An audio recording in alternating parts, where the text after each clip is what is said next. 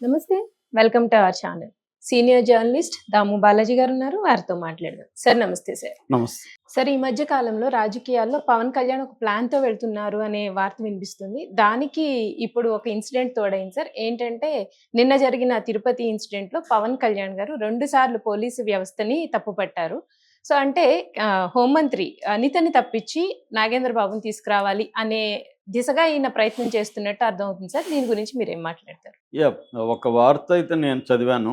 Viral అవుతుంది. అదేంటంటే పవన్ కళ్యాణ్ ఒక స్ట్రాటజీతో వెళ్తున్నాడు గత కొంతకాలం నుంచి. హుహు. ముఖ్యంగా హోంశాఖ మంత్రిగా ఉన్న మహిళా మంత్రి, దళిత మంత్రి అనిత మీద ఆయన విమర్శలు చేయడం చూసాము. పోలీసు శాఖ మీద కూడా ఆయన వీలైనప్పుడంతా విమర్శలు చేస్తూనే అవును ఉన్నాడు. సార్. మామూలుగా అయితే శాంతి భద్రతలు, లా అండ్ ఆర్డర్ అనేది చంద్రబాబు దగ్గరుంది. లా అండ్ ఆర్డర్ వేరు, హోంశాఖ వేరు. హోంశాఖ అనేది పోలీసుల సంబంధించి శాఖ అయితే, శాంతి భద్రతలు అనేది సపరేట్ శాఖ అది.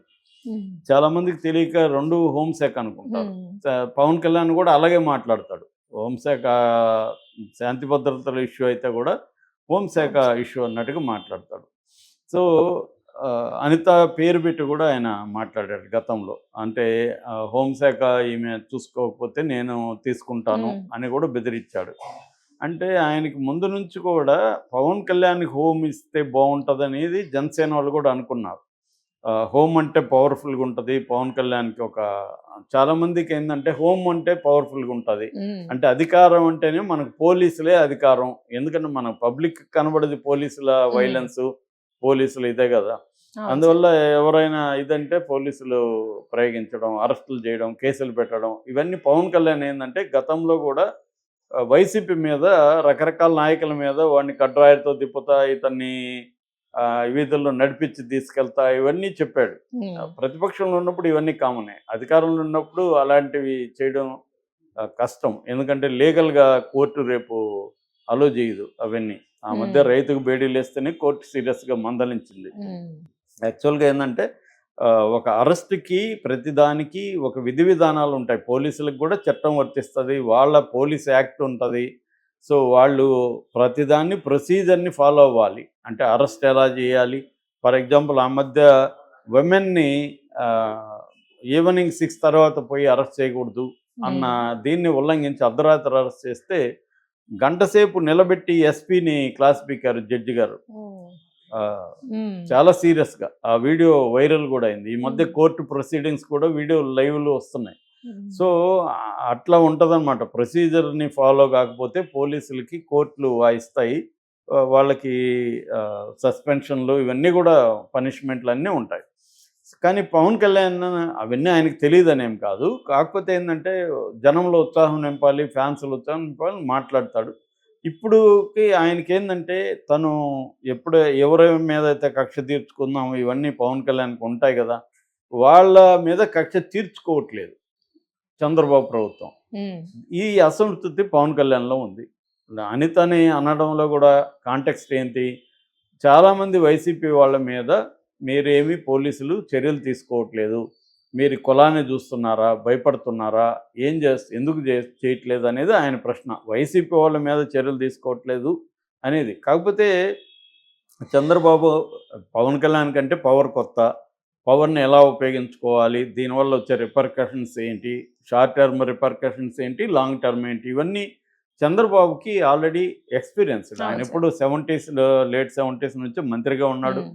సినిమాటోగ్రఫీ మంత్రిగా, తర్వాత సీఎం అయ్యాడు. ప్రతిపక్షంలో వెరీ సీనియర్ ముఖ్యమంత్రి, ముఖ్యమంత్రి. సీనియర్ పొలిటీషియన్ ఆయన. ఆయన అనేక వేలాది సంఘటనలు చూసుంటాడు, వినుంటాడు. అన్నీ దేశవ్యాప్తంగా ఆయనకి అండర్‌స్టాండింగ్ ఉంటది. కాబట్టి ఆయన ఏదన్నా నిర్ణయం తీసుకునేటప్పుడు అవన్నీ ఆయనకి మైండ్‌లో ఉంటాయి కాబట్టి, ఆ నిర్ణయం తీసుకోవాలా లేదా అనేది. చాలా సార్లు ఏం చేస్తారంటే ఇలాంటోళ్ళు నిర్ణయాలు తీసుకోవడం ఇబ్బంది అయినప్పుడు పోస్ట్‌పోన్ చేస్తుంటారు. పోస్ట్‌పోన్ చేస్తే ఆ సమస్య దాని పాటికి అది సర్దుమణుగు. మనకి ఈ విషయంలో పివి నరసింహారావు ఎక్స్‌పర్ట్ అనమాట. దేన్నైనా ఆయన పోస్ట్‌పోన్ హ్మ్. చేస్తుంటాడని సామెత ఉంది. కానీ ఆయన దేన్నైనా చేయడు. పోస్ట్‌పోన్ చేయాలనుకున్నవే చేస్తాడాయన. అదే. ఆయన హ్మ్. బయోగ్రఫీ నేను ఈ మధ్య చదివాను. హ్మ్. వినయ్ సీతపతి రాసిన 'ఆఫ్‌లయన్' అనేసి. 'ఆఫ్‌లయన్' అంటే నరసింహుడు. తెలుగులో గూడా వచ్చింది. అందులో వండర్‌ఫుల్‌గా ఆయన పని విధానం మీద మనకి చాలా హ్మ్. విషయాలు తెలుస్తాయి. హ్మ్.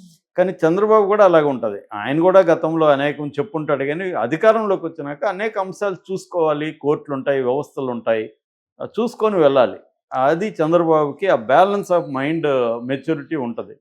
పవన్ కళ్యాణ్‌కో, లోకేష్‌కో అది ఉండకపోవచ్చు. ఎందుకంటే వీళ్ళు యంగ్ బ్లడ్ రివెంజ్ మోడ్‌లో ఉండాలి అనుకుంటారు. అలాగా జరగలేదన్న అసంతృప్తి ఉందనేది నంబర్ 1 అండి. అవును సార్. ఇప్పుడు కొత్తగా పవన్ కళ్యాణ్ గురించి వస్తున్న వార్త ఏందంటే, ఆయనకు ఒక హిడెన్ అజెండా ఉంది పవన్ కళ్యాణ్‌కి. అదేందంటే హోంశాఖని తన అన్న నాగబాబుకి ఇప్పించాలి అనేది. కానీ అది అడిగితే ఇచ్చే పరిస్థితిలో లేదు కాబట్టి ఆమె మీద విమర్శలు పెట్టి హోంశాఖ బాలేదు, ఆమె ఆర్గనైజ్ చేయలేకపోతుంది, కంట్రోల్ చేయలేకపోతుంది అని ఆమె మీద విమర్శలు పెట్టి ఆమెని పక్కకు తప్పించి ఆ శాఖని నాగబాబుకి ఇప్పించాలి అని ఒక అజెండా పవన్ కళ్యాణ్కి ఉందేమో, ఉందా లేదో మనకు తెలియదు కదా, ఆయన మైండ్లో ఏముందో. కానీ జనం అంటున్నది ఎందుకు అంటున్నారంటే ఆయన బిహేవియర్ని అనలైజ్ చేస్తే ప్రతి చోట ఆయన పోలీసుల మీద నిందలు వేస్తూ ఉండడం కనబడుతుంది. ఇప్పుడు తిరుమలకి వెళ్ళాడు, తిరుమలలో పరిశీలించాడు. తిరుమలలో ఎవరో ఇప్పుడు జనం చెప్తారు 10 మంది కూడా పోలీసులు వేస్తారని, వాళ్ళ పాయింట్ ఆఫ్ వ్యూలో వాళ్ళు చెప్తారు.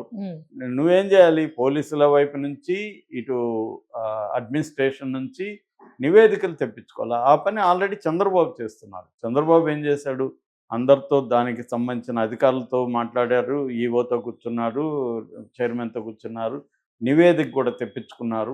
నివేదిక తెప్పించుకొని వాళ్ళు ఇదేమన్నా చూశారు, ఈయన భక్తులతో మాట్లాడారు. అంటే సమగ్రంగా దాంట్లో ఈ ఇష్యూలో ఉన్న స్టేక్ హోల్డర్స్ అందరితో చంద్రబాబు మాట్లాడు. That is the holistic perspective ఎవరైనా చేయాల్సింది.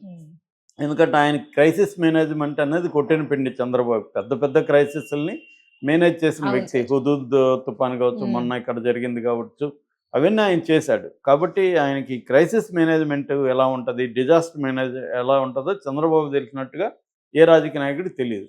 అలాగే జరగగానే ఆయన వెళ్ళిపోయి సమగ్రంగా చేసి ఆయన ఇమ్మీడియట్ చర్యలు కొన్ని తీసుకున్నారు. అంటే కొంతమందిని బదిలీ చేశారు, ఎస్పీని, ఆ తర్వాత అక్కడ విజిలెన్స్ అధికారి, తర్వాత అక్కడున్న జాయింట్ ఈఓ గౌతమి వీళ్ళందరి మీద ఆయన ట్రాన్స్ఫర్ చేశాడు. అట్లాగే ఒక ఇద్దరి మీద, అంటే గోశాల డైరెక్టర్ మీద హరినాథరెడ్డి మీద, తర్వాత రమణ కుమార్ డిఎస్పీని, వాళ్ళిద్దరిని సస్పెండ్ చేశాడు. అట్లాగే బాధితులకు సంబంధించి బాధితులకి చనిపోయిన వాళ్ళకి 6 మందికి 25 లక్షలు ఇచ్చాడు. ఒక 33 మంది, ఇద్దరికి 5 లక్షలు, తీవ్రంగా గాయపడిన ఇద్దరికి 5 లక్షలు ఇచ్చాడు. 33 మందికి స్వల్ప గాయాలతో ఉన్న వాళ్ళకి 2 లక్షలు ఇచ్చారు. తర్వాత వీళ్ళందరికీ కూడా ఫ్రీగా ఈ వైకుంఠ ద్వార దర్శనం చేయించడానికి ఆయన పురమాయించాడు. ఇలాగా ఆయన అంటే ఇమీడియట్ ఒకటి జరిగిన తర్వాత ఏమేం చేయాలి అనేది పర్ఫెక్ట్గా చంద్రబాబు చేశాడు. అట్లాగే దీని మీద ఇప్పుడు సింగిల్ జడ్జితోనూ వాళ్ళతో విచారణకు కూడా ఆదేశించాడు. అంటే ఆయన ఏంటంటే ఇమీడియట్గా ఏం చేయాలి, కొంత టైం తీసుకొని ఏం చేయాలి, అట్లాగే దీనికి పర్మనెంట్ సొల్యూషన్ ఏంటి, ఇది కదా చేయాల్సింది. అది పర్ఫెక్ట్గా చంద్రబాబు చేస్తున్నాడు. కానీ ఈయన వచ్చేసరికి పవన్ కళ్యాణ్ దీన్ని కూడా తన అజెండాలోకి తీసుకొస్తున్నట్టుగా కనబడుతుంది. మామూలుగా అయితే పవన్ కళ్యాణ్కి డిప్యూటీ సీఎం అనేది కాన్స్టిట్యూషనల్ పదవి కాదు, అది రాజ్యాంగబద్ధమైన పదవి కాదు. అది ఒక గౌరవంగా ఇచ్చింది డిప్యూటీ సీఎం. ఆయన మంత్రి, బేసిక్గా ఆయన మంత్రిత్వ శాఖ ఇది కాదు. ఆయన అన్ని మంత్రిత్వ శాఖలకి ఎంటర్ అవుతున్నాడు. మొన్న కూడా కాకినాడకు పోవడం కూడా ఆయన పరిధి కాదు. అసలు ఆ షిప్ని ఈయనెవడు పోయి సీజ్ చేయడానికి, ఈయనకి సంబంధం ఏంటి? షిప్ సీజ్ అనేది అది international ship, international maritime laws ఉంటాయి. అవన్నీ ఆయనకి తెలిసినా కూడా ఆయన పొలిటికల్గా ఉపయోగించుకోవడానికి ఆ దృశ్యాలని, ఆ సీన్లని తనకు అనుకూలంగా ఉపయోగించుకోవడానికి ప్లాన్గా వెళ్తున్నాడంటగా తెలుస్తుంది. అంటే చాలామంది చెప్తున్నది ఏమంటే గవర్నమెంట్లో మంచి జరిగితే మాత్రం నాకు కూడా బాగా ఉందని అంటున్నాడు, చెడ్డ జరిగితే మాత్రం నాకు భాగం లేదు, అది మీదే తప్పు అంటున్నాడు అనే ధోరణితో ఆయన వెళ్తున్నట్టుగా కనబడుతుంది. ఇక్కడికి వచ్చేసరికి నిన్న కూడా పోలీసుల మీద తీవ్రంగా ఆయన విరుచుకుపడింది 2 సందర్భాల్లో. ఒకటి తొక్కిసలాట్లకు పోలీసులు కూడా ప్రధాన కారణం, అట్లాగే AO and joint EO additional EO వీళ్ళిద్దరు కారణం. Venkaiah Chowdary and Shyamala Rao, EO Shyamala Rao and additional EO Venkaiah Chowdary, వీళ్ళిద్దరు కారణం పేర్లు కూడా చెప్పేశాడు. వాళ్ళిద్దరు కారణమా కాదనేది ప్రాథమిక విచారణలో ఆయన ఏమైనా విచారణ నివేదిక తీసుకున్నాడా? చంద్రబాబు గారు చెప్పాలి. ఈయనెందుకు చెప్పాడనేది విమర్శ. రెండోది పోలీసుల మీద కూడా తీవ్ర ఆగ్రహాలు వ్యక్తం చేశాడు. పోలీసులు లేరని. అది రెండోది. మూడవది తను ఉన్నప్పుడు తన అభిమానులు పెద్ద ఎత్తున ఓజీ, ఓజీ అంట ఇవన్నీ ఎగురుతుంటే ఈయనకి కోపమొచ్చింది. నిజానికి అభిమానులు తప్పు కాదు. ఈయనే వాళ్ళని అలా తయారు చేసాడు. ఎప్పుడన్నా వాళ్ళని ఖండించాడా గతంలో? వాళ్ళు అనేక మంది మీద దాడులు చేసి అంత అతి భయంకరమైన అన్‌రూలీగా ఉండే క్రౌడ్ ఎవరంటే ఈయన అభిమానులే. ఇంకెవరు లేరు. వాళ్ళని పొలిటిసైజ్ చేయడానికి ఈయన ఎప్పుడన్నా ట్రై చేశాడా? వాళ్ళని క్యాడర్‌గా మార్చడానికి ఈయన పొలిటికల్ క్యాడర్ వేరు, అభిమానులు వేరు. పొలిటికల్ క్యాడర్‌కి కొంత డిసిప్లిను, వాళ్ళకి కొంత రాజకీయాలు, వాళ్ళకి కొంత అధ్యయనం ఇవన్నీ ఇవ్వాలి. పొలిటికల్ క్లాసులు పెడతారు. రకరకాల వాళ్ళ దగ్గర వాళ్ళకి క్లాసులు ఇప్పిస్తారు అన్ని పొలిటికల్ పార్టీలు. ఈయన ఆ పని చేయలేదు. ఏదో నామినల్‌గా నాగబాబుని పంపించి చేశారు తప్ప వాళ్ళని ఎప్పుడు చేయలే. వాళ్ళని ఎప్పుడు ఈయన ఖండించలే. వాళ్ళని పైగా ప్రోత్సహించాడు. వాళ్ళకి అలా ఉండడమే తన బలం అనుకున్నాడు. ఇప్పుడొచ్చి వాళ్ళని నిందిస్తే ఎలాగా? అలాగే ఉంటారోళ్ళు. సో, అదేదో నిందించాడు. ఇది ఏడ్చే సమయమా, ఆనందించే సమయం మీరెందుకు ఎగరతారు? అది కరెక్టే ఆయన మాట్లాడింది. తప్పేం లేదు.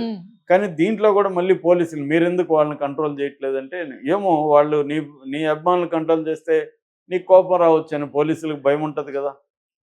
వాళ్ళనే మళ్ళీ అవును సార్. నిందించాడు. అంటే క్లియర్‌గా పోలీసులది వ్యతిరేకంగా పవన్ కళ్యాణ్ ఒక ప్లాన్డ్‌గా వెళ్తున్నాడా? ఇది అనితను తప్పించి ఆ పోస్టు తన బ్రదర్ నాగబాబుకి ఇప్పించడానికేనా అన్న విమర్శలైతే బయలుదేరాయి. అంటే ప్రతి దగ్గర లడ్డు విషయం దగ్గర నుంచి అనేక విషయాల్లో ఆయన ఇదే ధోరణి కనిపిస్తున్నాడు. అంటే ప్రతి సన్నివేశాన్ని, ప్రతి సంఘటనని తనకు అనుకూలంగా తన ఎలివేషన్‌కి నేనొక రెబెల్‌ని, నేనొక ప్రతిపక్ష నాయకుడిని అన్నట్టుగా ఇస్తున్నట్టుగా కనబడుతుంది.